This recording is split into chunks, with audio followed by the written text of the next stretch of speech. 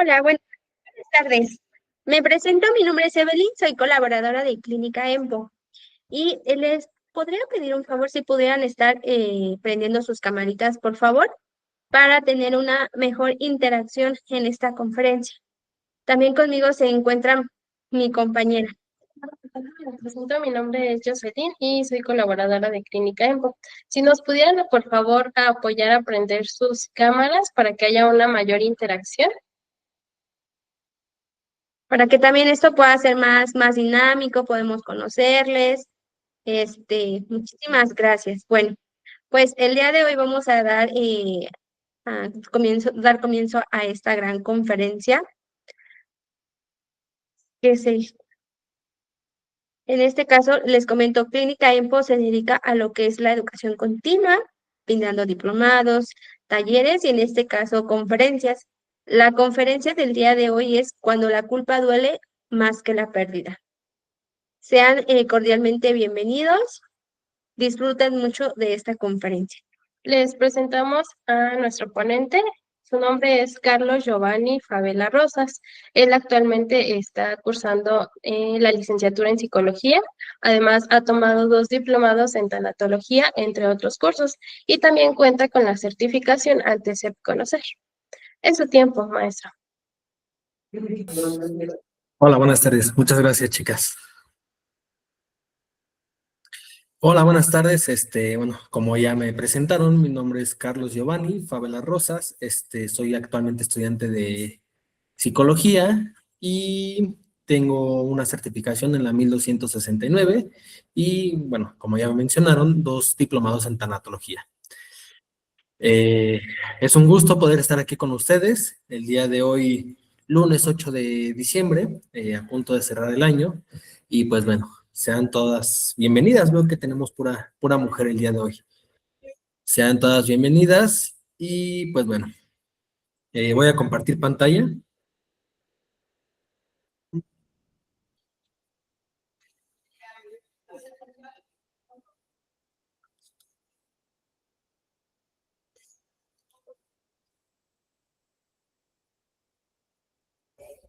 ¿Me indican si ya pueden ver la pantalla, por favor?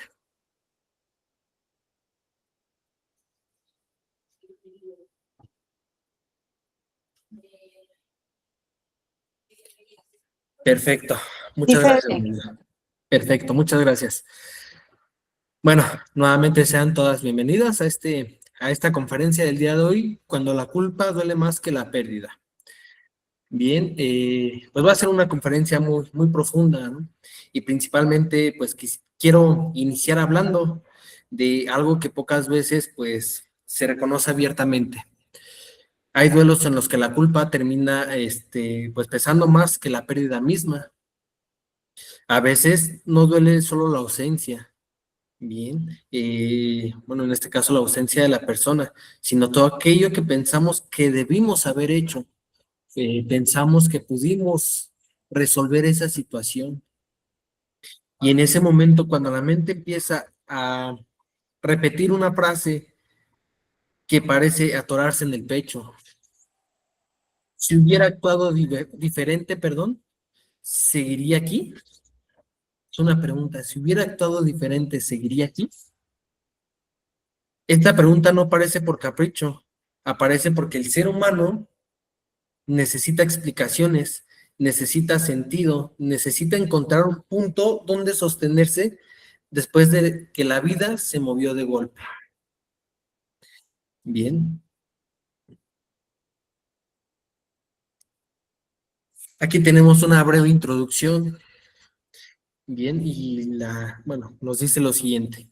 La culpa, lejos de ser una simple emoción, se convierte en una especie de diálogo interno que no termina, un diálogo que cuestiona cada momento del pasado.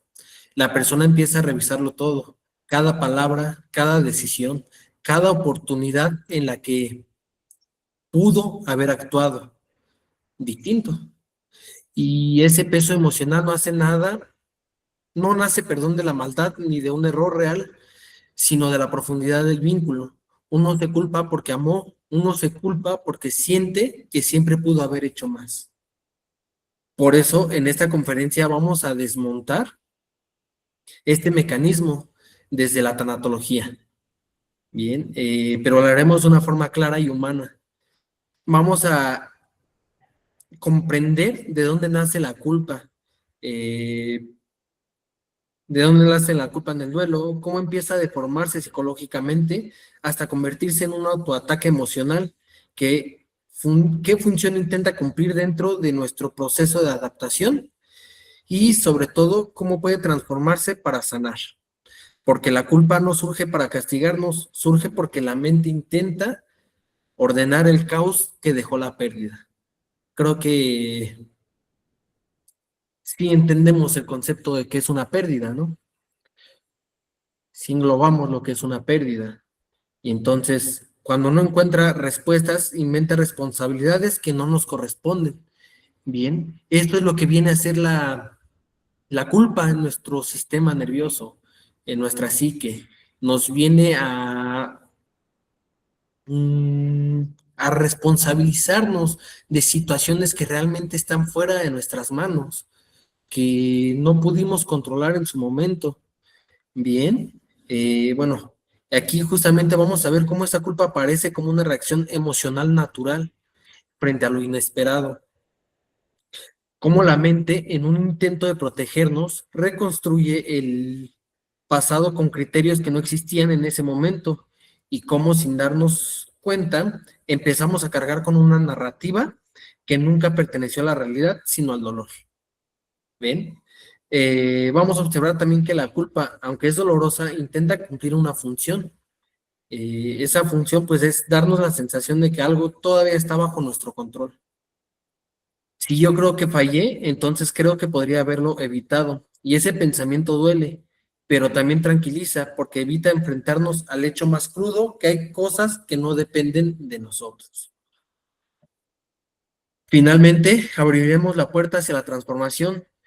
La culpa puede moverse, cambiar de forma, suavizarse e incluso convertirse en un puente hacia la integración emocional.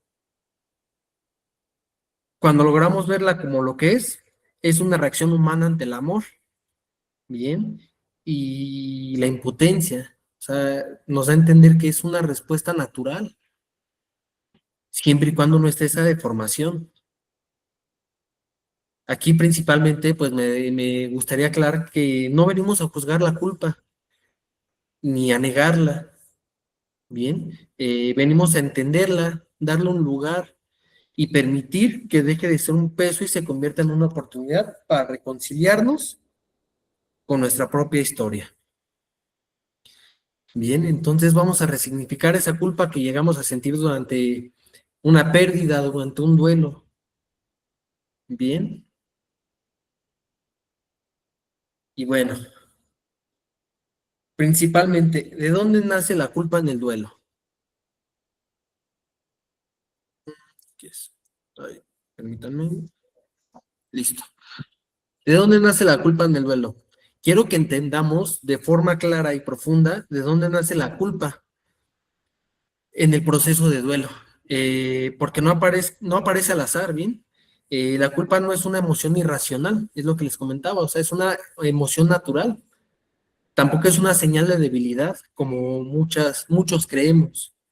La culpa no es un mecanismo psicológico que surge cuando nuestra mente intenta protegernos de un dolor que siente demasiado grande, bien, demasiado abrupto, demasiado imposible de sostener. Entonces, en esta parte es donde va a entrar la culpa, bien. Como podemos ver aquí en la diapositiva nos menciona, la culpa no es una emoción irracional, tampoco es una señal de debilidad.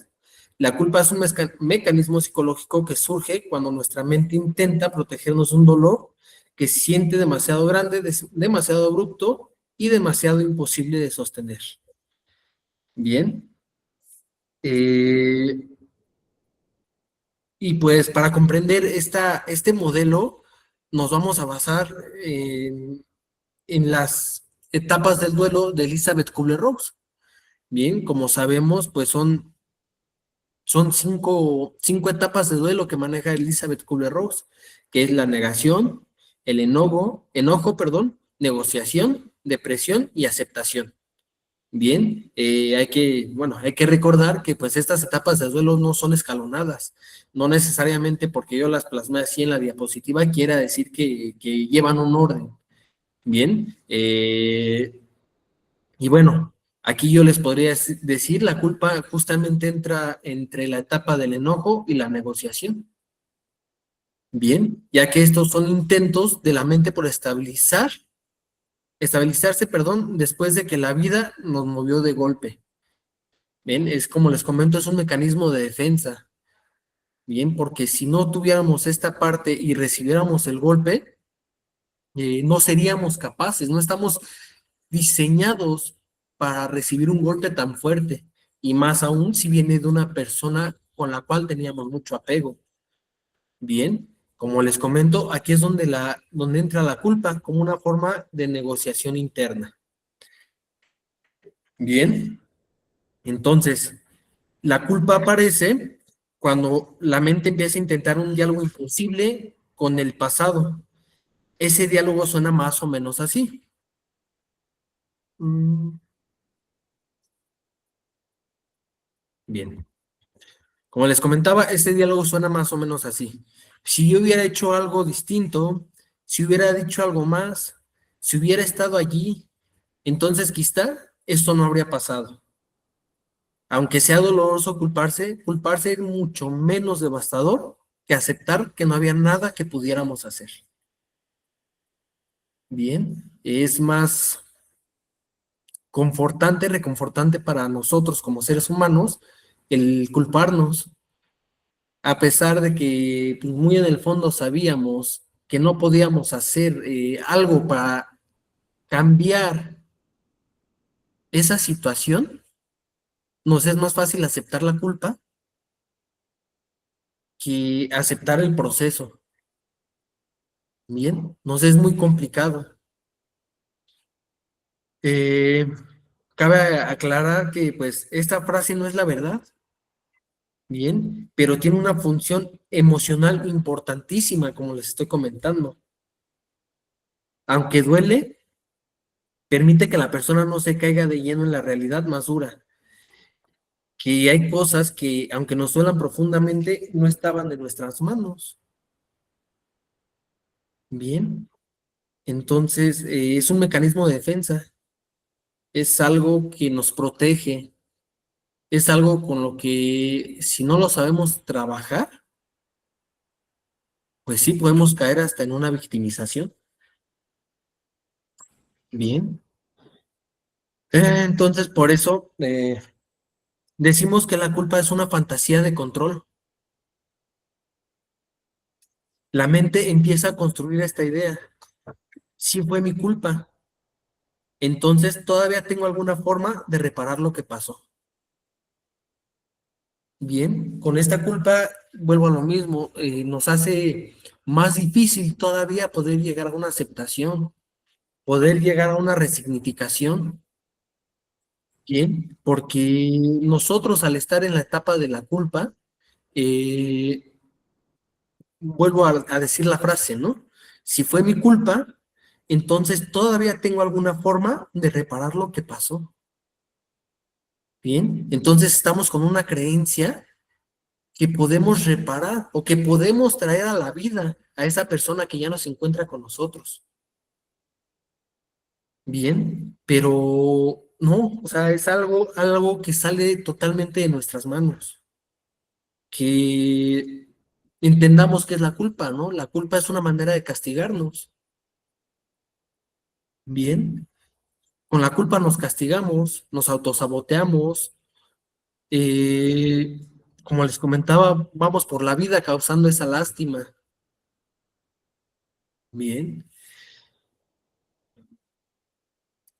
y es aquí donde la culpa se vuelve, perdón, un refugio extraño. Sí, es doloroso, o sea, pero también es una defensa, es lo que les comentaba. Mientras la persona se culpa, mantiene la ilusión de que el mundo todavía es controlable, bien, de que la muerte no ocurrió porque sí, de que algo depende de ella. Esta fantasía, aunque no es real, protege emocionalmente a corto plazo. Bien. Entonces, en el duelo, la culpa aparece porque nuestra mente prefiere castigarse. Es lo que les comentaba, el autocastigo, antes que aceptar la impotencia absoluta. La culpa permite sentir que todavía tenemos algún tipo de poder, aunque sea un poder imaginario. Bien, y es muy humano buscar ese poder cuando el mundo nos rompe de golpe.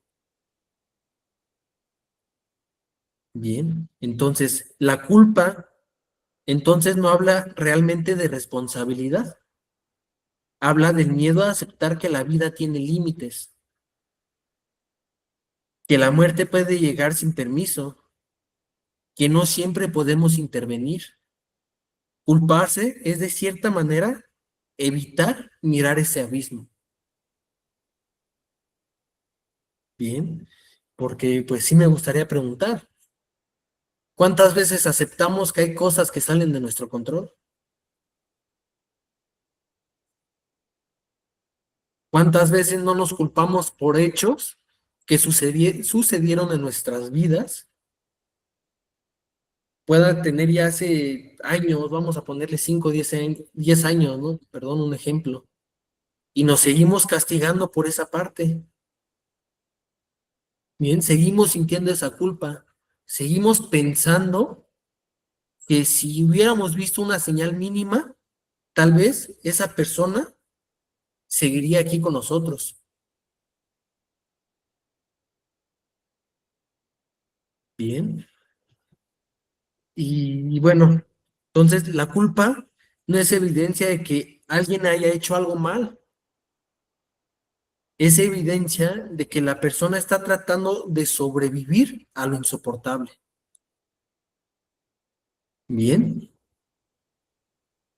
Cuando trabajamos en el duelo desde esta perspectiva, comprendemos que la culpa no es un enemigo, es una parte del camino emocional, una defensa que nos muestra que la mente intenta ordenarse, aunque para hacerlo tenga que culparse de cosas que no están en su ámbito real de responsabilidad.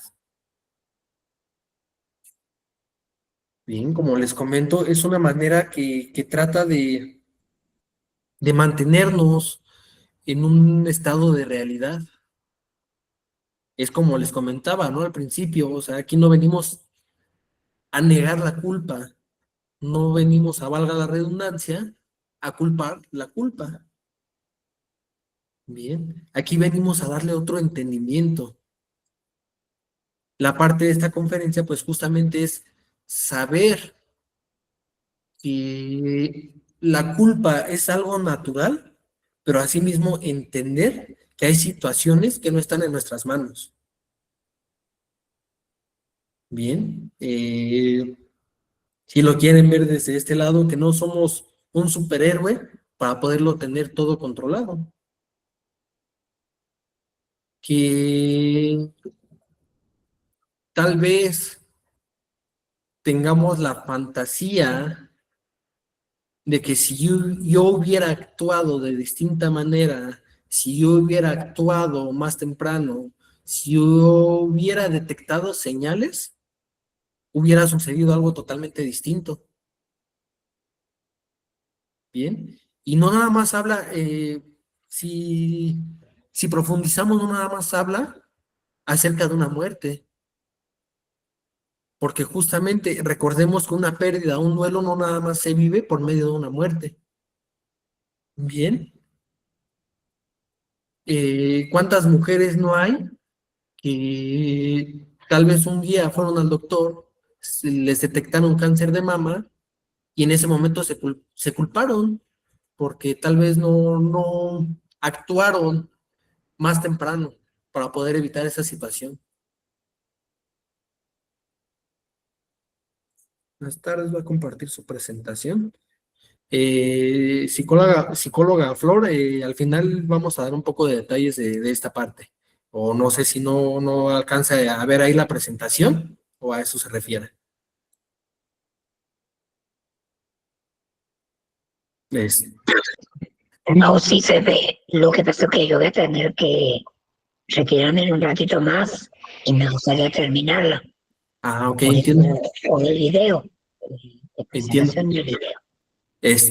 ¿No No, podemos grabar la presentación? de hecho se está grabando.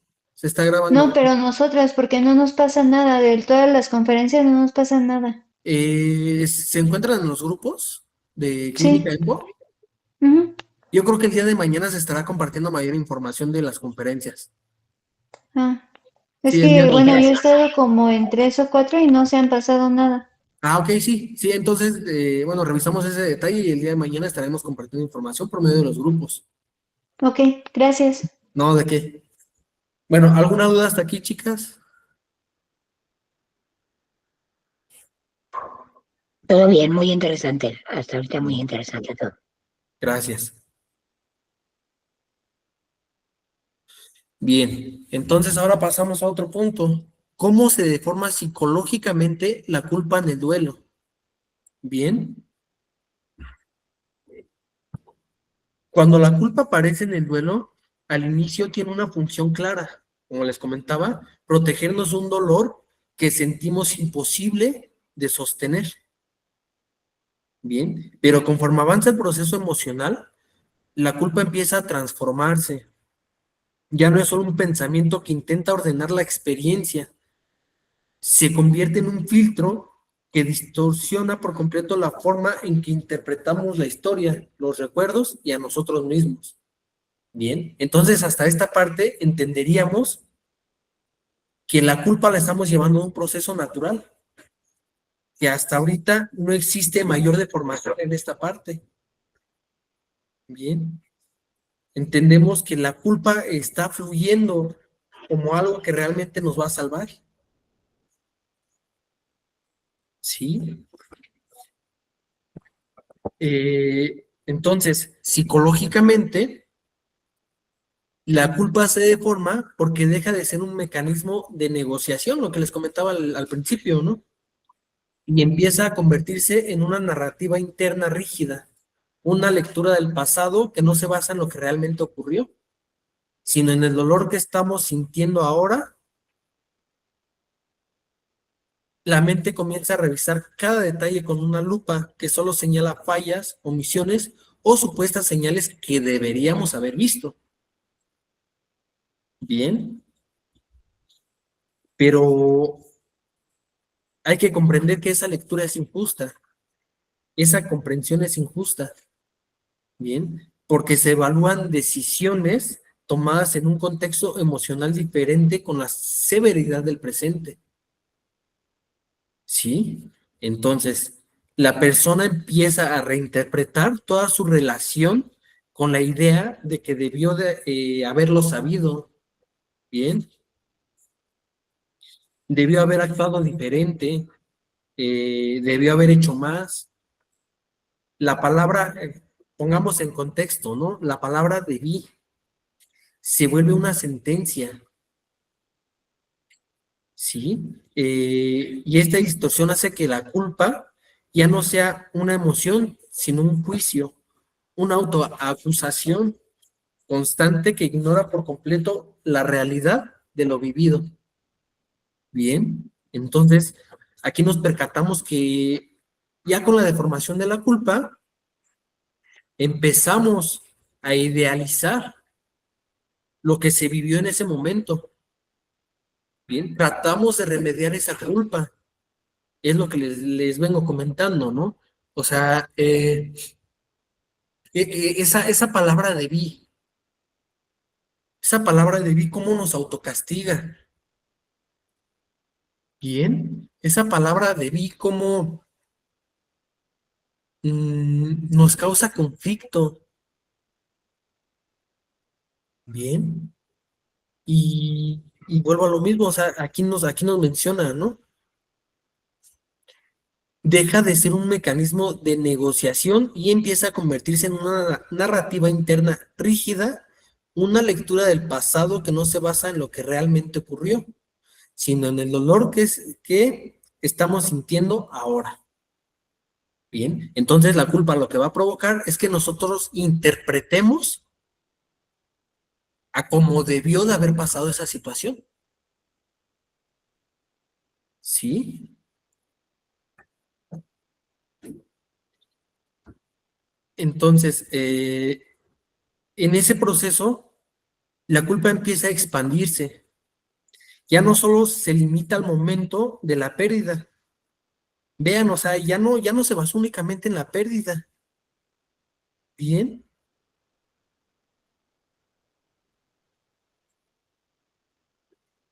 Perdón. Ya no se limitó al momento de la pérdida, sino empieza a invadir recuerdos, conversaciones, acciones pasadas y hasta características personales. Poco a poco, el sistema emocional transforma un hecho específico en un autoconcepto. Ya no estuve ese día, sino soy una mala persona. ¿Ven? Ya no vi la señal, sino no sirvo para acompañar a nadie. Ya no es un me equivoqué, sino yo fallé como ser humano. Bien. ¿Saben qué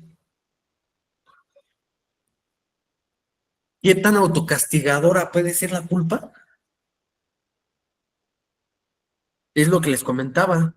O sea, ya no se fue directamente con la pérdida que creíamos o con la que sentíamos culpa, sino ya empezó a invadir recuerdos, ya empezó a invadir otras situaciones que, pues sí, a lo mejor ya ni recordábamos bien, que de cierta manera creíamos que ya estaban olvidadas, que de cierta manera creíamos que ya habíamos superado, pero sin embargo, cuando llega este golpe de la culpa, nos percatamos que no es así, o mejor dicho, nos da a entender que no es así.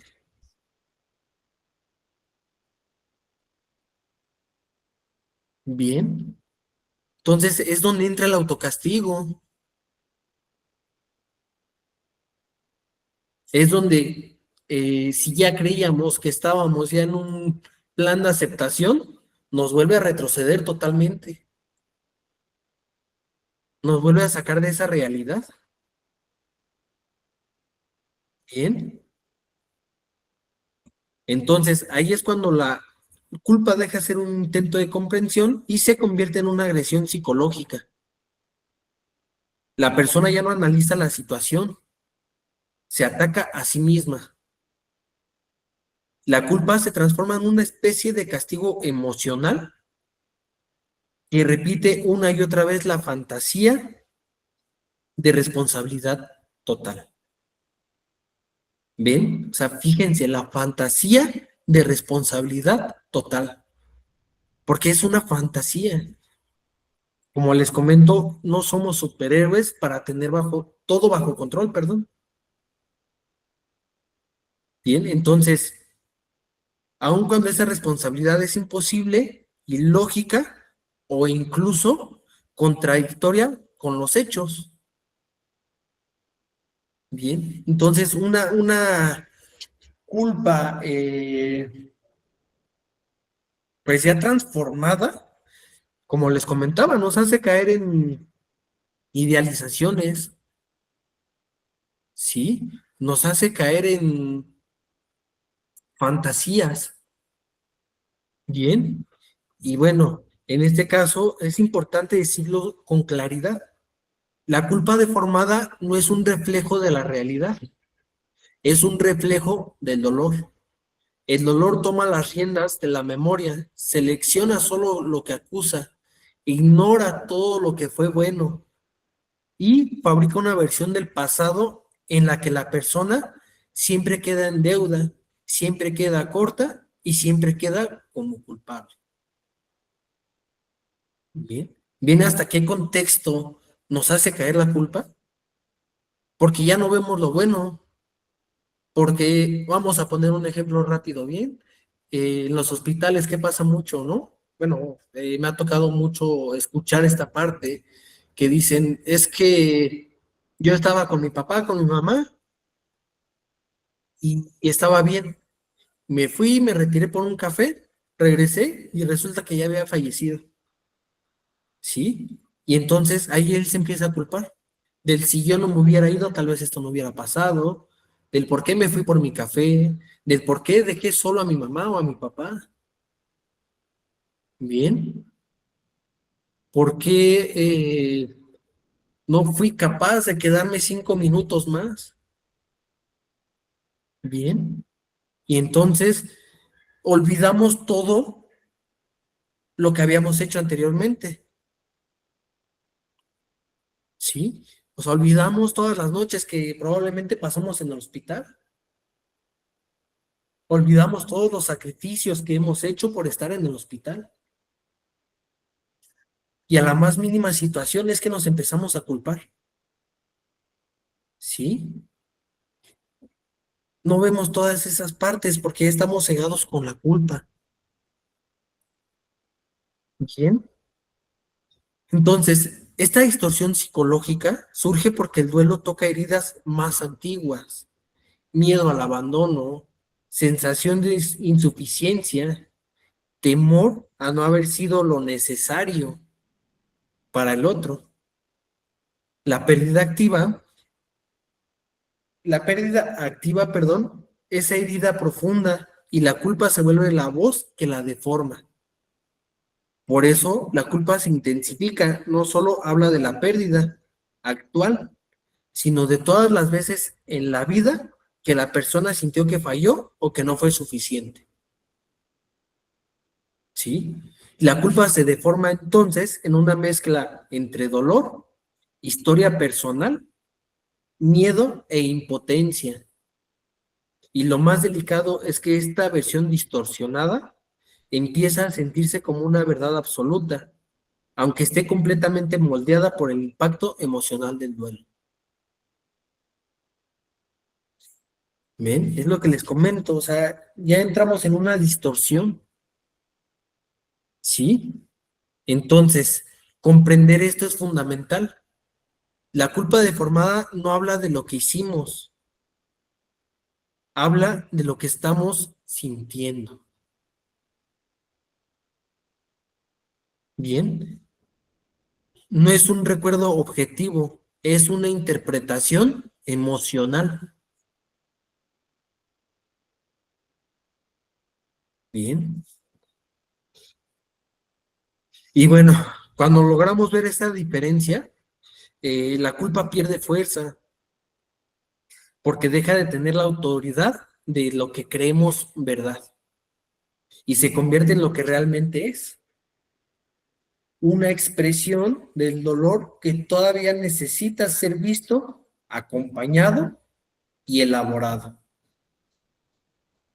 Bien, entonces esto me da a entender que si yo no he trabajado la culpa o no he trabajado esa pérdida o ese duelo como debería de, la culpa va a llegar a recordarnos eso, que es una expresión del dolor que todavía necesita ser visto, acompañado y elaborado. Bien. Y bueno,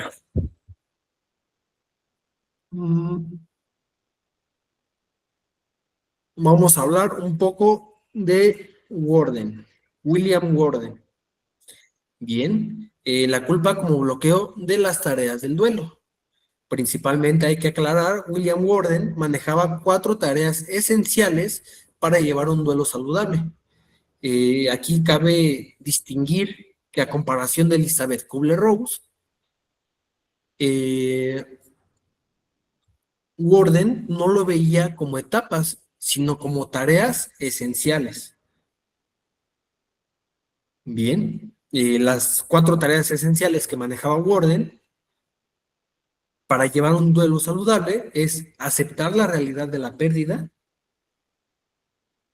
procesar el dolor y las emociones, adaptarse a un mundo sin el ser querido y recolocar emocionalmente al fallecido y seguir viviendo con un nuevo significado. Bien. Entonces, cuando hablamos de la culpa en el duelo, desde el enfoque de Worden, lo que analizamos no solo es la emoción en sí, sino cómo interfiere con el movimiento natural que toda persona necesita hacer para adaptarse a la pérdida. Bien, Worden no habla de fases, habla de tareas, lo que les comentaba. Y estas tareas no ocurren automáticamente. Requieren trabajo emocional, requieren conciencia, requieren permitir que la vida tome una nueva forma después de que alguien significativo ya no está. Bien, bajo esto se basa Worden.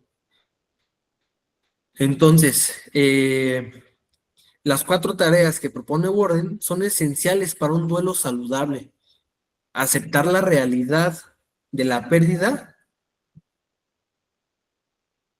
procesar el dolor, adaptarse a un mundo donde esa persona ya no está y recolocarla emocionalmente en un lugar interno que permita seguir viviendo. Pero aquí es donde la culpa entra como un bloqueo profundo que detiene el proceso. Bien, vamos a desglosar un poco lo que son las 4 tareas, ¿bien? Aquí ya las mencioné, pero vamos a profundizar el cómo se ven reflejadas con la culpa. Bien, entonces, las 4 tareas que propone Word, perdón, la primera tarea, aceptar la realidad, se ve directamente interferida. Bien, la culpa mantiene a la persona atrapada en suposiciones y escenarios alternativos. En lugar de aceptar lo ocurrido, la mente insiste en revisar el pasado. Todo pudo ser diferente. Yo pude haber cambiado esto. Si hubiera actuado de otra manera, él o ella estuviera aquí. Esa insistencia crea una distancia con la realidad y hace que la pérdida permanezca, en un limbo emocional, como si no fuera completamente cierta o definitiva.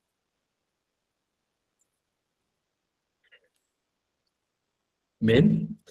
La segunda tarea, procesar el dolor y las emociones. Bueno, también pues esta queda totalmente bloqueada. La culpa desvía la atención del dolor real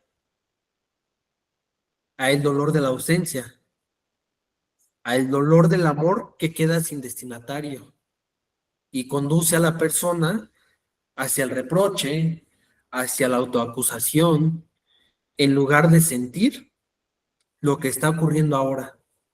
La persona se refugia en el, como les comentaba, en el debí, en el haber, en el no hice. Se refugia en el fallé en. Y mientras se mantiene esta narrativa, el dolor auténtico queda sin procesarse, sin movimiento y sin expresión. Bien, entonces la culpa vista desde la segunda tarea que propone Worden, que es procesar el dolor y las emociones, nos las va bloqueando. Es como les comento, o sea, la culpa no nos permite llegar a una aceptación, no nos permite ir más allá. Nos sigue castigando con ese debí, con ese fallé en. Bien, o sea, es lo que les comentaba, nos sigue castigando con la idea de si yo no me hubiera salido del cuarto, tal vez mi papá o mi mamá siguieran vivos. Bien, si nos vamos a un caso más reciente, como lo fue la pandemia, entonces fíjense, aquí puede entrar esta parte, ¿no? Si yo no lo hubiera llevado al hospital, tal vez seguiría con nosotros, o viceversa. Si yo lo hubiera llevado al hospital, tal vez seguiría con nosotros. Bien, y entonces la culpa no nos permite percatarnos que hicimos lo que estuvo en nuestras manos, que hicimos lo que teníamos a nuestro alcance. ¿Sí? O sea, eso es lo que nos evita la culpa. Y bueno, como tercera tarea, adaptarse a un medio en el que la persona ya no está. Se detiene por completo porque la culpa ancla el doliente en un punto fijo del pasado. Bien. La vida externa cambia, pero la vida interna sigue clavada en una escena imaginaria, donde se piensa que se cometió un error definitivo. Esa escena se convierte en un lugar psicológico del que la persona no puede salir. Y mientras esté atrapada allí, no podrá tomar decisiones nuevas, reorganizar roles, ni reconstruir su identidad del otro. Bien, es como les comentaba, o sea, volvemos a lo mismo. Esta culpa no nos va a dejar avanzar para, visto desde Warden, para recolocar emocionalmente al fallecido y seguir viviendo con un nuevo significado. No nos va a dejar de significar esa pérdida, mientras sigamos sintiendo esa culpa. Bien, y justamente la cuarta tarea, la recolocación, perdón, emocional del fallecido. También queda atascada. Para colocar a la persona amada en un nuevo lugar interno, que no es olvido, hay que aclarar, el recolocar no es olvidar. Bien, hay que notar esa diferencia, porque muchas veces cuando nos dicen es que vamos con un tanatólogo y nos dice, es que tienes que recolocar a esa persona fallecida, en automático se viene el pensamiento de, ¿cómo voy a olvidar a esta persona? Si fue mi todo, tal vez. ¿Sí? Entonces, confundimos esa parte. Bien. Entonces, no es recolocarla o no olvidarla, sino integrarla, sino integración, integrar esa pérdida. Bien. Se necesita liberar la fantasía de que todavía le debemos algo. La culpa crea la sensación de una deuda emocional eterna.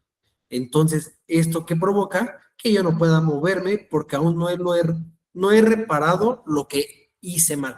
Fíjense, o sea, ahí, no esa parte. No me muevo porque siento que todavía no reparo en lo que yo tuve la culpa, en lo que yo fallé. Y entonces me voy a seguir autocastigando hasta que yo logre sentirme en paz en esa parte. Bien, entonces esa sensación de deuda impide el paso hacia la reconciliación interna y hacia la continuidad de la vida. Bien, entonces, desde este enfoque, la culpa no es simplemente una emoción mal manejada, es un duelo detenido, un duelo que se queda congelado en el punto donde la persona se acusa a sí misma. Warden diría que cuando la culpa domina, no estamos realizando el duelo, estamos girando alrededor de un mismo pensamiento sin permitir que el proceso avance. Bien, y entonces hay que entender que esto es fundamental, perdón, que la culpa no está ahí porque la persona quiera sufrir más. Bien, está porque su sistema emocional se quedó atrapado en una de las tareas. Entonces, la culpa en este caso es el síntoma de que el duelo todavía no encuentra movimiento, de que algo quedó pendiente y nuestra labor terapéutica es ayudar a que ese movimiento se reactive.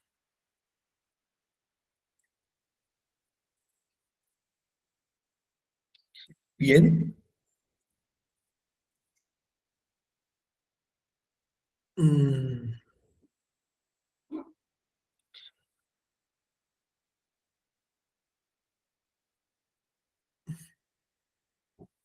Bien, es lo que les comentaba. Desde este enfoque, la culpa no es simplemente una emoción mal manejada, es un duelo detenido, un duelo que se queda congelado en el punto donde la persona se acusa a sí misma. Bien, Gordon diría que cuando la culpa domina, no estamos realizando el duelo, estamos girando alrededor de un mismo pensamiento sin permitir que el proceso avance. Entonces, la culpa en este caso es el síntoma de que el duelo todavía no se encuentra en movimiento, o de que tal vez ya estaba en ese movimiento y se quedó estancado. Bien, entonces esta parte la podemos entender también como una deformación de la culpa, porque nos sigue atrasando en nuestro proceso, perdón, de duelo. Nos sigue deteniendo. Bien, o sea, seguimos en el punto donde nos seguimos castigando por eso que estuvo fuera de control, por eso que estuvo fuera de nuestras manos. ¿Sí? Nos seguimos castigando por esta parte. Bien. Ahora, vamos a verlo desde otro enfoque. Bien. Lo vamos a ver desde la tanatología, perdón, humanista existencial. Bien. En este caso, la culpa como búsqueda de sentido. Bien, y bueno, creo que el título lo dice todo. Víctor Frank, quien no ha leído ese libro, si tiene la oportunidad de leerlo, de verdad está muy bueno. Te lleva a situaciones donde si tú ya crees, valga la redundancia, que no tiene sentido tu vida, este libro te va a ayudar. Bien, y bueno, nos vamos a basar, como les comenté, en Víctor Frank y en Irving de Yolom. Bien.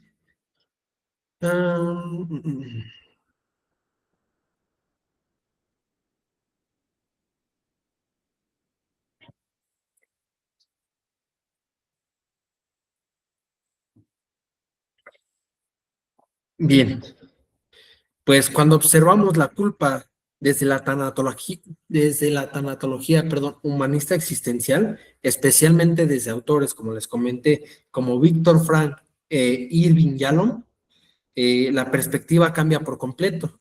Bien, aquí la culpa no se entiende como un castigo interno ni como un error emocional, sino como una respuesta profundamente humana, cuando una parte de nosotros siente que la pérdida cuestiona el sentido que le dábamos a la relación, al amor y a nuestra propia existencia. Bien, desde este enfoque, la culpa aparece porque la pérdida nos confronta, perdón, con tres realidades que normalmente evitamos mirar. Nuestra responsabilidad personal, nuestros límites como seres humanos y la finitud.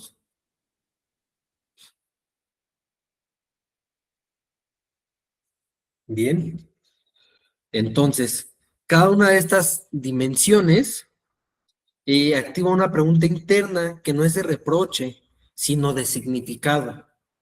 Cuando alguien muere, especialmente alguien con que teníamos un vínculo esencial, surge un movimiento interno que busca comprender cuál fue nuestro papel, qué representó esa persona en nuestra vida y qué representa su ausencia ahora. Bien, entonces la culpa en este contexto se convierte en una especie de brújula desorientada porque intenta recuperar el sentido perdido. Bien, no es una acusación, es una búsqueda. Por eso la persona empieza a hacerse preguntas como, ¿hice lo correcto? ¿Actué conforme a mis valores? ¿Qué significado tuvo mi presencia en su vida? ¿Qué sentido tiene ahora lo que compartimos? Estas preguntas no nacen para castigarnos, ¿bien? Nacen porque el ser humano ante el dolor busca comprender qué parte de sí mismo quedó en silencio, ¿bien? ¿Qué parte necesita reorganización? y qué parte necesita comprenderse de nuevo. Bien.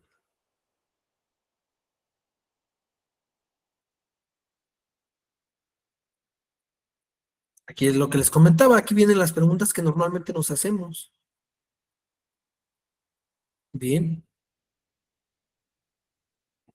Hice lo correcto, actué conforme a mis valores, qué significado tuvo mi presencia en su vida, qué sentido tiene ahora lo que compartimos. Bien, y lo que les comentaba, estas preguntas no nacen para castigarnos, nacen porque el ser humano ante el dolor busca comprender qué parte de sí mismo quedó en silencio, qué parte necesita reorganizarse y qué parte necesita comprenderse de nuevo. Para esto nos sirve la culpa desde este enfoque. Bien, desde el enfoque humanista existencial. Es lo que les comento. Si tienen la oportunidad de leer el libro de Víctor Frank, de verdad les va a dar otra perspectiva. Bien, les va a enseñar o nos va a enseñar que si no tenemos un objetivo, lo podemos tener, lo podemos conseguir. Bien. Entonces,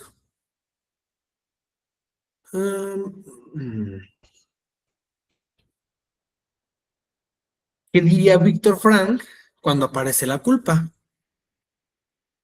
En realidad está apareciendo, bueno, Frank diría que cuando aparece la culpa, en realidad está apareciendo la necesidad de reinterpretar lo vivido.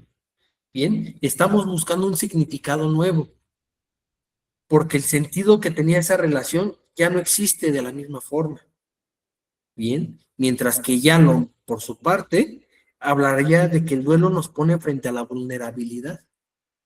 Bien, ante la vulnerabilidad existencial. Nos muestra que somos seres finitos, limitados y responsables de la forma en que vivimos nuestras relaciones. Bien. Entonces, la culpa desde esta mirada es la voz que nos invita a revisar, no para culparnos, bien, sino para comprender quiénes fuimos en esa historia y quiénes queremos ser a partir de ahora. ¿Ven aquí la diferencia? Pues aquí ya no busca, o bajo esta teoría, da a entender que no busca el seguirnos castigando. El seguirnos castigando con la culpa, no. Aquí busca darle un resignificado. Busca entender qué fuimos en esa historia, qué representamos en esa parte. Bien, pero también significa quién queremos ser a partir de ahora o a partir de esa pérdida. ¿Sí? Entonces, la culpa se convierte en un llamado existencial, un llamado que dice, esto que viviste merece ser entendido, merece ser honrado, merece encontrar un lugar en tu identidad. Bien, y es que la pérdida no solo nos arrebata a la otra persona, también nos obliga a redefinir quiénes somos sin ella. ¿Sí? La culpa aparece justamente en este espacio de transición, cuando la identidad intenta, reacomodarse. Bien, es un intento de reacomodo, es lo que lo que les comentaba, ¿no? Es darle un resignificado, es darle un lugar especial tanto a la historia que vivimos con la persona como a la persona. Bien, eso es lo que busca esta corriente. Busca que le demos sentido a todo ese duelo que hemos estado transitando. Bien, Y si podrán ver, pues en esta parte nos lo dice, ¿no? Por eso esta corriente no ve la culpa como un error psicológico, sino como un puente hacia la reconstrucción del sentido. La pregunta no es, ¿por qué me culpo? Sino, ¿qué parte de mi historia necesita ser comprendida para que esta culpa pueda transformarse? Bien. Entonces, para eso nos va a llegar la culpa, para resignificar.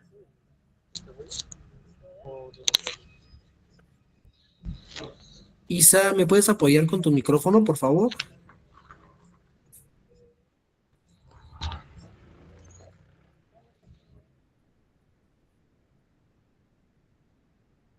Gracias, Isa. Bien. Entonces, porque al final, desde el enfoque existencial, la culpa es una invitación a profundizar en nuestra humanidad, a revisar nuestros valores, a reconciliarnos con nuestros límites y a encontrar un nuevo significado en lo que quedó pendiente y en lo que aún está vivo dentro de nosotros. Bien, y es lo que les comento, aquí no busca darnos a entender que somos seres finitos, o sea, que somos seres con capacidades, bien, que somos seres que tenemos limitantes, ¿sí? Eso es lo que busca esta corriente, es lo que nos quiere dar a entender, bien.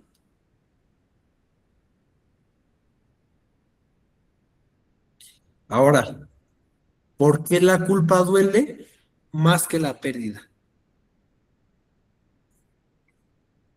Bien, fíjense, cuando acompañamos un duelo, una de las experiencias más intensas es descubrir que para muchas personas la culpa llega a doler más que la pérdida misma. Esto no ocurre porque la culpa sea más importante que el amor o que la ausencia.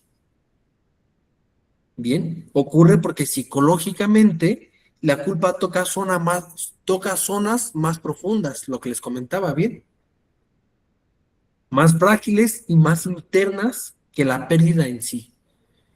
O sea, porque la pérdida nada más se va a basar tal vez en parte de tu historia, pero la culpa va a indagar en tu psique, va a indagar en tus recuerdos, va a indagar en eso que tú ya creías superado o aceptado. Bien.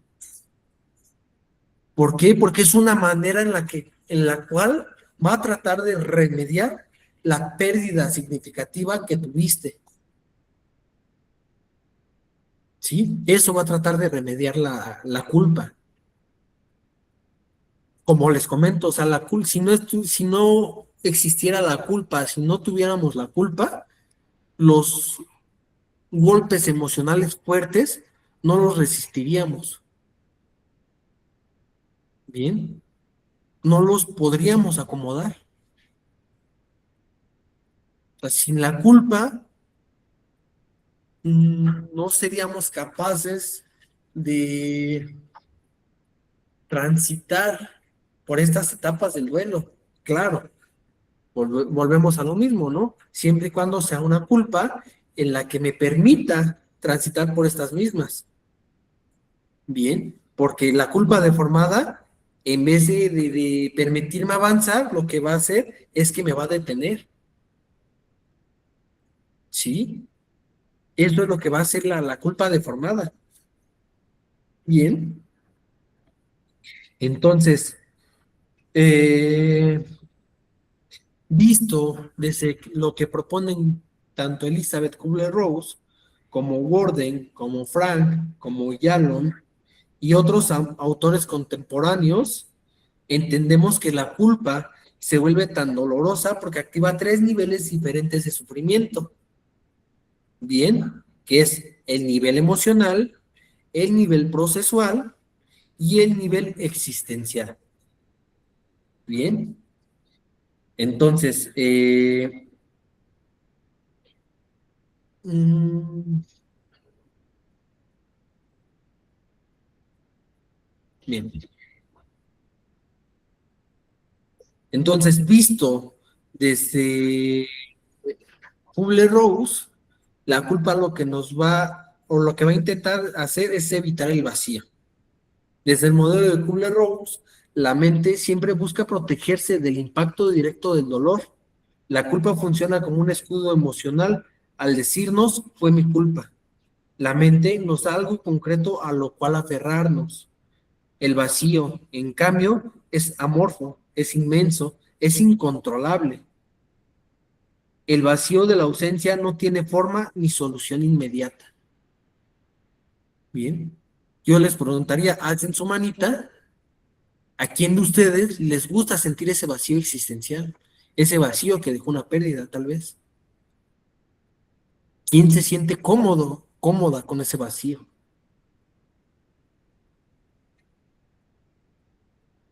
Bien. ¿Ven entonces dónde entra la parte de la culpa? Porque es moralmente más aceptado sentir la culpa que sentir ese dolor, que sentir ese vacío. Bien. O sea, es más bonito culparse y autocastigarse que sentir ese vacío, que trabajar ese dolor, que llorar. Bien. Entonces, por eso la culpa distrae el dolor profundo. Es más fácil pensar, yo provoqué esto que permitirnos sentir. Me duele su ausencia y no puedo hacer nada para cambiarlo. Bien. Entonces, el debí haber se convierte en una zona psicológica donde la persona se queda atrapada voluntaria e involuntariamente, porque hablar de culpa duele, pero duele menos que hablar de la soledad, del miedo, del silencio que deja quien se fue. ¿Sí? Como les comento, es más fácil podernos autocastigar. ¿Sí?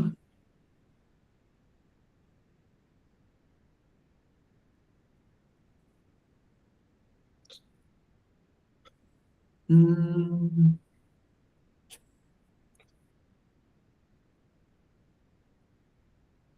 bien, pasamos a lo que es el origen psicológico de la culpa en el duelo, que nos dice, cuando intentamos comprender de dónde nace la culpa en el duelo, descubrimos que nos surge únicamente por la que no surge únicamente por la pérdida en sí, sino porque un entramado psicológico, emocional, histórico y cultural que viven dentro de cada persona, la culpa no aparece porque alguien haya hecho algo malo. Bien, aparece porque la mente, el cuerpo y la biografía o la historia personal entran en un choque profundo frente a la muerte. Por eso necesitamos analizar su origen desde distintas capas. Bien. Expectativas irreales sobre el control. La mente humana,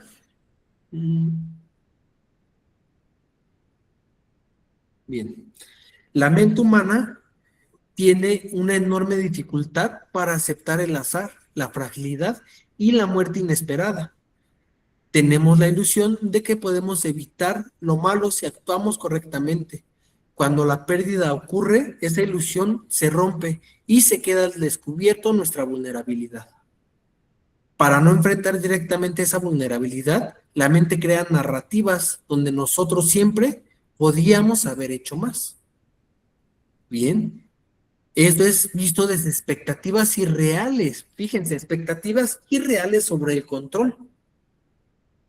Bien, si lo vemos desde los mandatos familiares y culturales, entonces entendemos que desde pequeños recibimos frases que se vuelven leyes internas. Leyes como si amas, cuidas. Si cuidas, evitas. Si estuvo bajo tu responsabilidad, deberías haber hecho algo. Estas creencias generan una responsabilidad inflada e irreal. Por eso, ante la pérdida, la culpa se activa de manera automática, no porque fallamos, bien, sino porque aprendimos que tenemos derecho a fallar.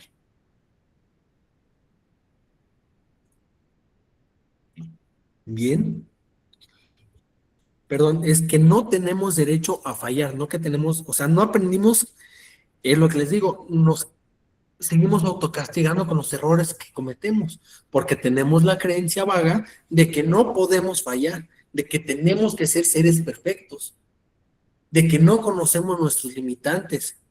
Bien, entonces, fíjense cómo entra la culpa, ¿no? Desde estas pequeñas frases.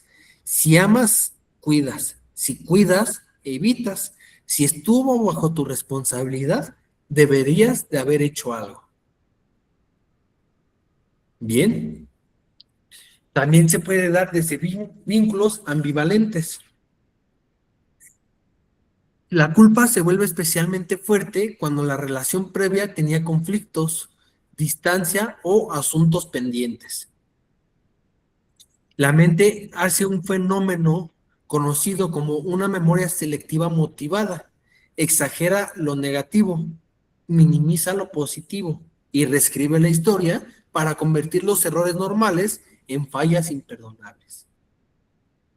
Bien, lo que les comentaba, si yo no me hubiera salido de la habitación, fíjense, algo que vemos como error, y si fuera un error que es mínimo, porque tal vez salimos a estirar los pies o no sé, un café, ¿no? Y ese error lo vemos como falla imperdonable. Y es ese autocastigo de decir, ¿por qué me salí de la habitación? Y por mi culpa fue que esta persona falleció. Bien, idealización del fallecido. Fíjense, esta parte es muy importante. Bien, ¿por qué? Porque después de la muerte ocurre un fenómeno psicológico casi universal, la idealización. La persona se convierte mentalmente en una figura sin defectos. La memoria elimina los matices, suaviza los desacuerdos y exagera sus cualidades. Cuando alguien idealiza al fallecido, surge la sensación de que él merecía más, merecía algo mejor, merecía que yo actuara de otra forma. Ese pensamiento no nace de la realidad, sino del dolor. Ya no vemos sus defectos, o al contrario, esos defectos los convertimos en virtudes. Bien, esos defectos que a lo mejor a mí no iban de acuerdo con lo que yo pensaba, llega un punto en el que los acepto por esa culpa que siento. Bien,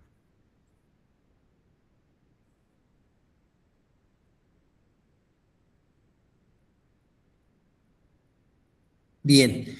Listos del trauma y memoria emocional.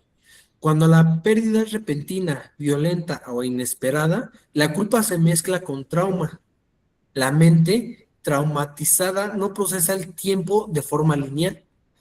Se queda atrapada en la escena, vuelve una y otra vez a los mismos segundos, repite la misma imagen, busca señales que no existían, reconstruye diálogos, revive momentos. El cerebro intenta encontrar una resolución como si pudiera arreglar el pasado, reviviéndolo infinitamente. Pero no hay resolución posible porque el evento ya ocurrió. La culpa aparece entonces como un intento de darle sentido al trauma. Si yo hubiera visto esto, si yo hubiera actuado de esta manera, si yo hubiera estado ahí, bien, entonces entra esta parte, o sea, entra esta parte del si yo hubiera, bien.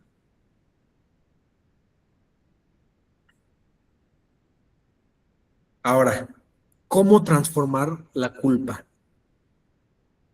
Transformar la culpa no significa eliminarla. No se trata de borrar nada, porque la culpa no desaparece por voluntad. Bien, la culpa se transforma cuando la comprendemos, cuando le damos un nuevo significado y cuando dejamos que se exprese de manera más honesta. Toda culpa en el duelo está tratando de decir algo que todavía no sabemos escuchar. Por eso siempre repito que la culpa no es un error, es un idioma emocional que hay que traducir. Bien, entonces recordemos esta parte. Si la culpa llega, es porque hay algo que todavía no he resuelto, algo que me está pidiendo atención, algo que ante mi vida cotidiana no se la puedo prestar por mis múltiples ocupaciones, por mis múltiples rutinas, por mis múltiples necesidades que tengo que cubrir. Bien, por todas esas cuestiones no me permito sanar mi duelo como debería de. Bien, y entonces es donde entra la culpa. A eso viene la culpa. Viene a hacernos entender que todavía hay situaciones que no hemos resuelto. Bien, que todavía hay situaciones que creímos ya haber superado, pero que nos siguen atorando. Bien, entonces a esto es a lo que se dedica a lo que se dedica la culpa. Bien, entonces hay culpas que pesan más que la ausencia. Cuando hablamos de duelo, es común pensar que lo que más duele es la ausencia, pero en realidad hay personas para quienes la ausencia no es lo que destruye. Bien, lo que destruye es la culpa. Y este subtema introduce justamente eso, la experiencia emocional en que la persona no solo llora lo que perdió, sino lo que cree que hizo mal. Bien, cuando el duelo se complica, la ausencia duele, pero la culpa arrasa. La culpa se vuelve un peso que no deja respirar, que no deja dormir, que no deja aceptar, que no deja avanzar. Bien, nos hace nuevamente esa referencia a que la culpa va a llegar porque hay algo que no hemos trabajado en nosotros. Bien, hay algo que me sigue deteniendo para ese crecimiento. Bien, ahora, culpas que no se dicen, pero se sienten en el pecho, en la mente y en el alma. Hay culpas que nunca se nombran, culpas que no se confiesan, ni siquiera en voz baja, pero que se sienten con una intensidad que atraviesa el cuerpo entero. Son culpas silenciosas, esas que viven escondidas detrás de la mirada, debajo de la respiración, en la profundidad del estómago y del pecho. La persona no las dice, pero las carga, no las expresa, pero las somatiza.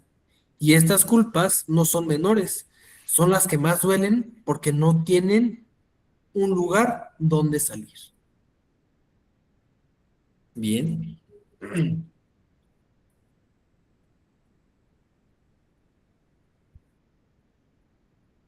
Te culpas por lo que hiciste o no hiciste. Bien. En el duelo, la culpa siempre se mueve en dos líneas paralelas. Por un lado está todo lo que hicimos y que ahora se interpreta como insuficiente.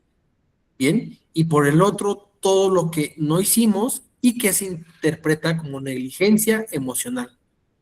Bien. Son caminos que llevan al mismo destino. La sensación de haber fallado, pero lo más importante aquí es entender que estas formas de culpa no nacen de la realidad, nacen del dolor. Son construcciones emocionales creadas después de la pérdida, no evaluaciones justas de lo que realmente ocurrió. Bien, es como les comento, volvemos a entrar en esa parte, donde ya no vemos lo que hicimos, o lo vemos como mínimo, y empezamos a ver más lo que creímos que debimos hacer, y empezamos a castigarnos por esa parte, empezamos a culparnos por esa parte. Bien, sientes que no mereces avanzar o sentir paz. Fíjense, o sea, ¿qué tanto se incrusta la culpa que nos hace pensar que no merecemos avanzar o que no puedo sentir paz? Bien, entonces esto nos habla de que toca el corazón del duelo culposo, el autocastigo. Es ese punto en el que la persona siente que no merece avanzar, que no merece aliviarse, que no merece experimentar un momento de paz, no porque haya una culpa real basada en hechos, sino porque emocionalmente cree que sanar sería traicionar. Fíjense, traicionar al fallecido. Bien, esta idea no se dice en voz alta, pero opera como una fuerza interna que bloquea la posibilidad de seguir adelante. Bien. Y bueno, ya para ir cerrando, pues me gustaría comentarles, ¿no? No estás roto, estás en transición, no estás fallando, estás despertando. Bien. Lo que sientes no es una condena, es una invitación. ¿Una invitación a qué? A poner más atención en lo que hemos perdido de vista. Bien. Eh, a no castigarnos, a entender que no somos seres perfectos para poder tener todo bajo control, perdón, que somos seres con limitantes, que somos seres que vamos a cometer errores y que somos seres que no nos tenemos que castigar por esos errores. Bien, como les comento, no somos perfectos, chicos, chicas. Bien, no vamos a poder tener todo bajo control. Creo que nos tenemos que quitar esa idea. Bien, tenemos que desplazar esa idea. Tenemos que entender que lo que hicimos fue lo que estaba al alcance de nuestras manos. Bien, y probablemente es más, esa es una pregunta sin respuesta, ¿no? Realmente, si yo hubiera hecho eso con lo que me estoy castigando, ¿realmente esa persona seguiría aquí? ¿Realmente esa situación no hubiera pasado? Si yo me hubiera castigado, perdón, si yo hubiera hecho eso con lo que me estoy castigando, ¿realmente hubiera obtenido un resultado distinto?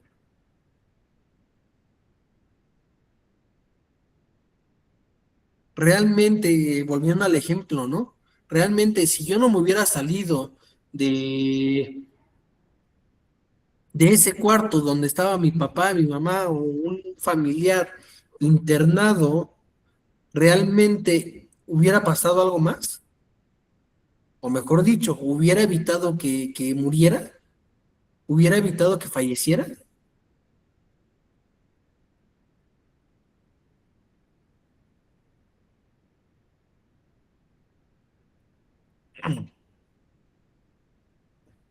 ¿Cómo ven, chicos? ¿Qué piensan? Ya para ir cerrando esta conferencia. Unas dudas, preguntas que tengan, aportaciones también son bienvenidas.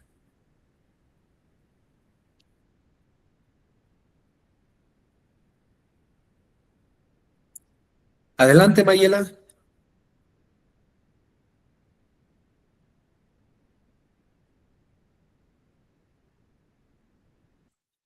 Buenas noches. Hola, buenas noches, Mayela. Mire, yo realmente, en mi caso muy personal, este, está interesante, tiene muchos puntos de vista que yo no los había tomado en cuenta. Ujú. Yo tiene un rato que pasé por una pérdida de una persona muy querida. De hecho, estoy ahorita con curso de tanatología, que ya me hicieron ver muchas cosas, pero ahorita Bien, refuerzo con lo que usted dice. bien. Y yo la duda que al principio tenía era no tanto lo que no se hizo, sino si pude evitar el hecho de la muerte de esta persona, Ujú. porque esta persona falleció en el hospital, en terapia intensiva, y tres personas que somos las hijas tuvimos que decidir realmente si la desconectaban o no. En este caso, mis dos hermanas sí estuvieron de acuerdo, pero yo no. Me costó mucho trabajo, la verdad me costó mucho trabajo entender y aceptar que en mis manos, porque en ese momento yo lo vi así, que en mis manos tenía la vida de mi mamá. Fue mucha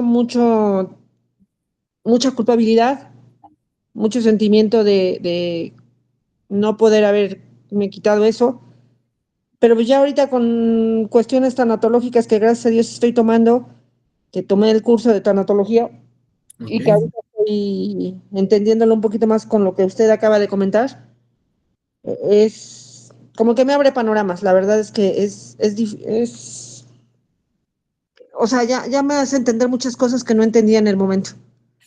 bien, bien, Mayela. Pues justamente para esto es la tanatología, para darle un resignificado, bien, para, como les comentaba, ¿no? En una parte de la conferencia, no olvidar a esa persona, sino seguirla recordando, de otra manera, soltar esa culpa, soltar la parte de que probablemente si yo hubiera tomado otra decisión, hubiera pasado lo que tenía que pasar, ¿no? O sea, volvemos a lo mismo, no somos seres que podamos revertir algo que en el destino ya está marcado, ¿bien? No somos personas mm,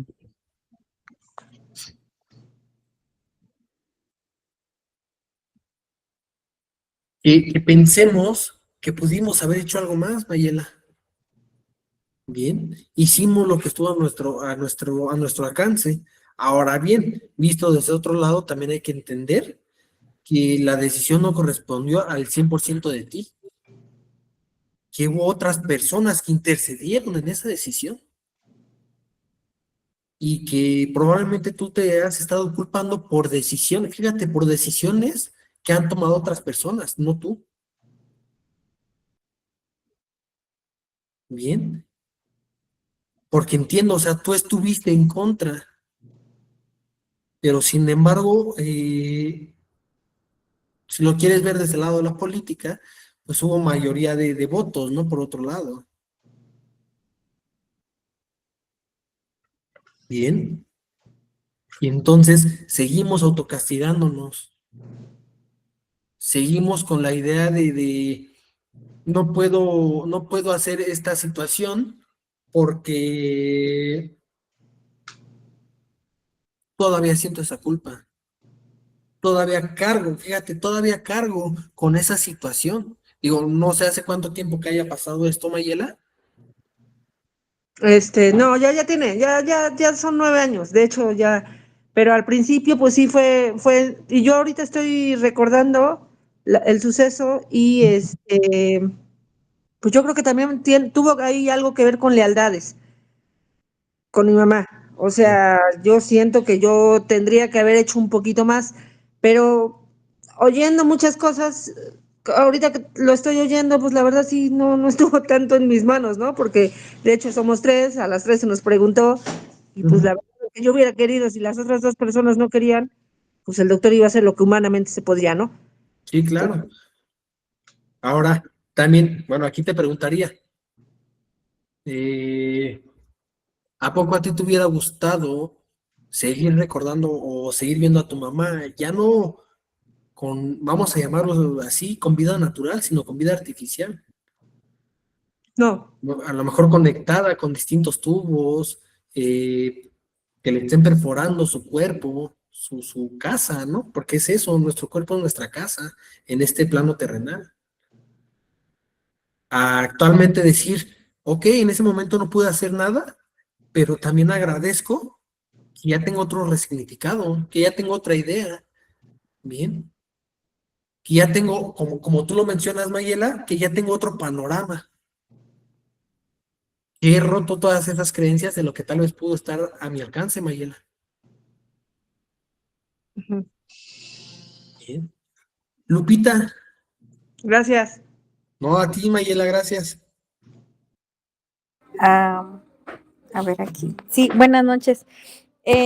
Yo tengo una duda de si la culpa también se puede aplicar en no persona, o sea, como en una ruptura, Ah, ok. porque, por ejemplo, yo llevo 2 divorcios y tanto les he echado la culpa a los papás de mis hijos Ujú. como yo. Eh, y como que no me deja eso y no sé si sí también aplica como en estos casos. Bien. Mira, Lupita, principalmente te comento, ¿no? Recordemos que una pérdida o un duelo no nada más se va a transitar por la muerte de un ser querido. Una pérdida puede ser desde lo material, desde una casa, desde un carro, desde dinero, desde cosas materiales, ¿bien? Puede ser desde alguna extremidad de tu cuerpo, ¿bien? Esto también es una pérdida. Y justamente también pueden haber pérdidas o duelos por abandono, este, en este caso, divorcio, como mencionas, Lupita. Ah, Bien. ok. O sea, Bueno, aquí entra la parte de que recordemos lo que hablamos en la conferencia, ¿no? La culpa lo que va a provocar es que trabajes una situación que a lo mejor tú ya habías pasado desapercibida, ¿sí? Es una situación en la que tú necesitas ponerle atención, ¿bien? Y pues en esta parte, más si llevas 2 divorcios, Lupita, pues ver por qué fueron las causas de esos divorcios y si a lo mejor tienen una similitud. Y entonces a lo mejor por esa similitud es donde viene la culpa.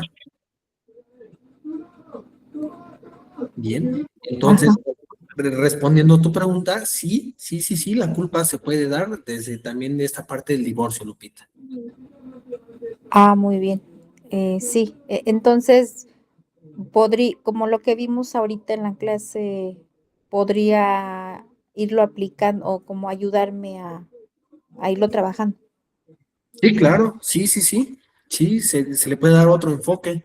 O sea, sí tendríamos que profundizar más para ver por qué te sientes culpable.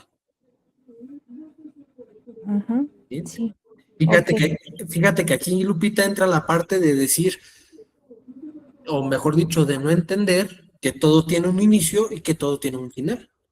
Aquí entra una creencia de por medio, ¿bien? Una creencia donde yo creo que si me caso con alguien es con ese alguien que únicamente la muerte nos va a separar. Ajá, sí. Bien, y entonces no entendemos, o sea, no nos capacitaron para entender que hay un inicio y hay un final, y no necesariamente el final tiene que ser la muerte. Mm, sí. Bueno, aquí, por ejemplo, el primer divorcio fue por infidelidad y pues ya hace 13 años y de hecho ahora hace poco me empecé como a a preguntar qué hubiera pasado si a lo mejor hubiéramos acordado el de seguir juntos, o sea, como que a esa parte de sentirme culpable Bien. y en el segundo, esperé 9 años a mi pareja que me decía que sí, vamos a vivir juntos y todo, y al final pues me dijo que no.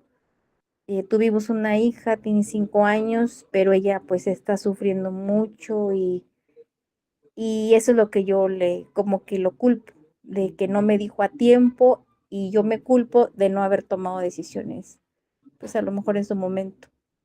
Ok, bien, Lupita.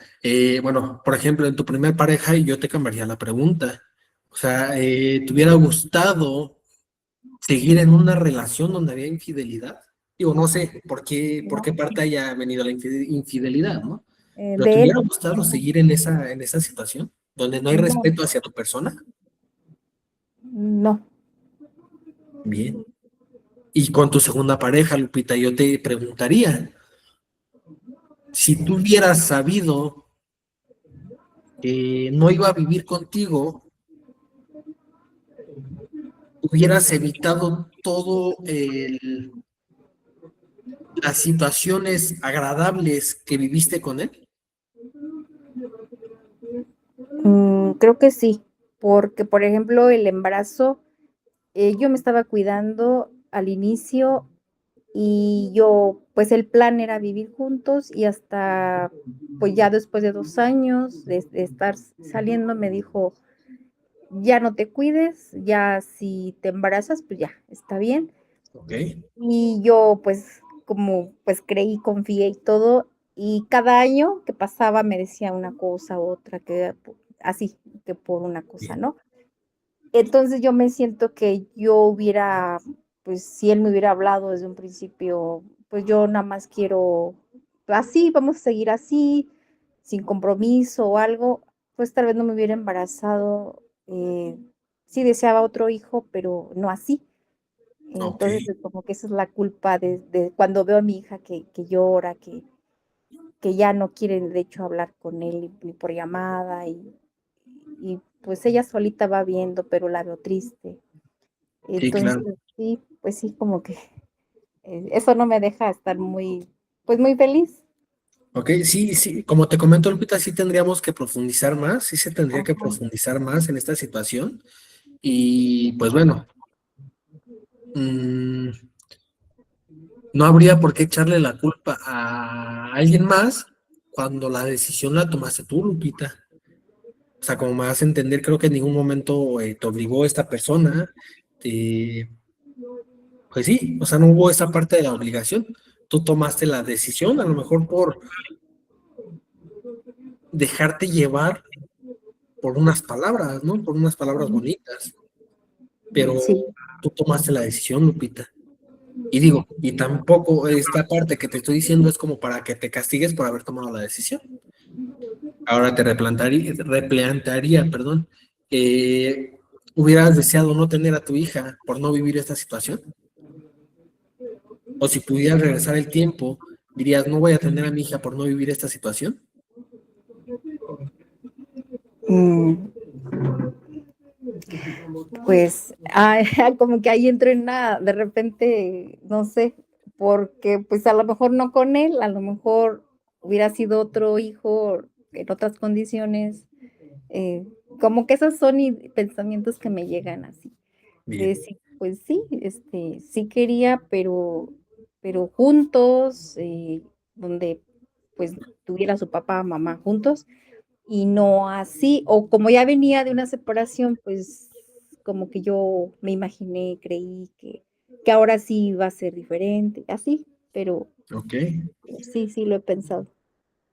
ok.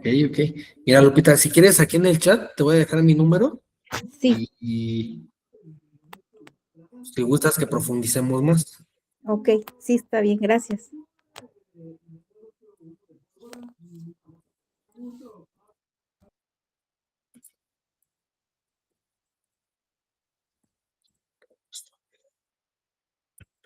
Bien, Rosa Flores, no sé si sigas aquí con nosotros, pero bueno, menciona. ¿Cómo puedo empezar a trabajar ese pensamiento? Seguido se me va el sueño por querer volver al tiempo y no hacerlo. Fue el ver abandonado a 2 perritos que los busqué luego y no los pude encontrar. Gracias. Bien, creo que principalmente se tendría que abordar, Rosa, la situación del por qué abandonaste a estos perritos, o sea, por qué hubo ese abandono. Se tendría que ver el contexto, Lupita, perdón, Rosa. Se tendría que ver el contexto y pues de igual manera poder profundizar más. Bien, no sé hace cuánto haya sido este suceso, pero pues sí, de igual manera se tendría que trabajar más, Rosa. Bien. Mm, bien,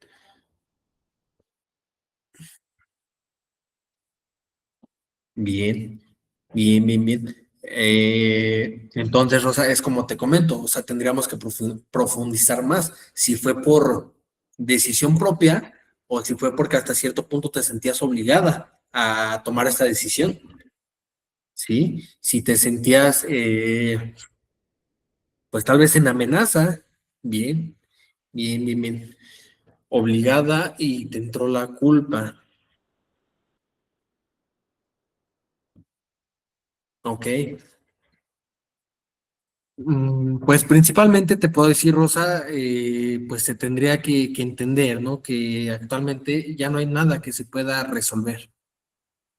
Bien, que vuelvo a lo mismo, no sé hace cuánto tiempo pasó, pero que pues de igual manera hiciste lo que tuviste en tus manos, Rosa. 3 años.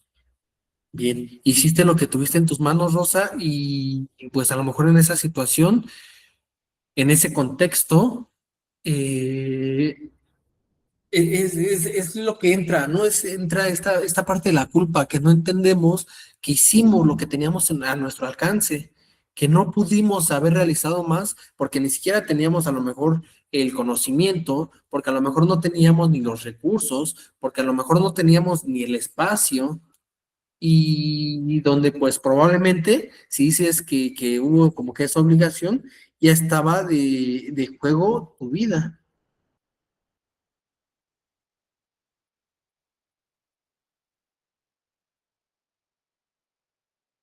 Bien, Rosa. Entonces, hay que entender esa parte, que tú hiciste lo que estuvo a tu alcance, lo que estuvo en tus manos. Bien, espero te haya podido ayudar, Rosa. Angélica Alonso, no sé si sigas con nosotros, Angélica. Tengo poco que me separé y como dice usted, me duele más lo que hubiera hecho o por qué no me di cuenta de esto, que al regresar con la persona. Y me ayudó mucho esta conferencia porque me hizo ver y entenderme. Muchas gracias. Muchas gracias a ti, Angélica, por haberte conectado. Muchas gracias a ti, Angélica, por haberte conectado y pues qué bueno que te haya servido esta conferencia y pues justamente si sentimos esa culpa, tenemos que hacer esa introspección para ver qué es lo que no hemos trabajado. Bien, ¿alguna otra duda, chicos, chicas?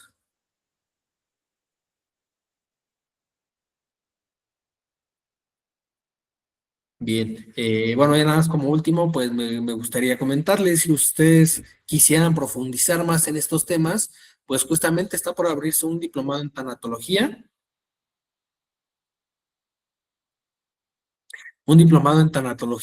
y un diplomado en logoterapia.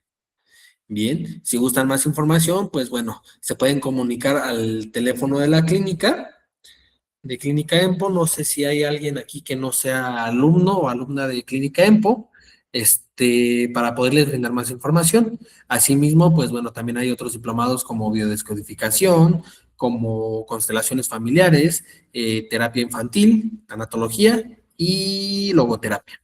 Logoterapia justamente se va a basar en lo que es Víctor Frank. Aquí vimos parte de lo que es Víctor Frank. En el diplomado se va a profundizar más.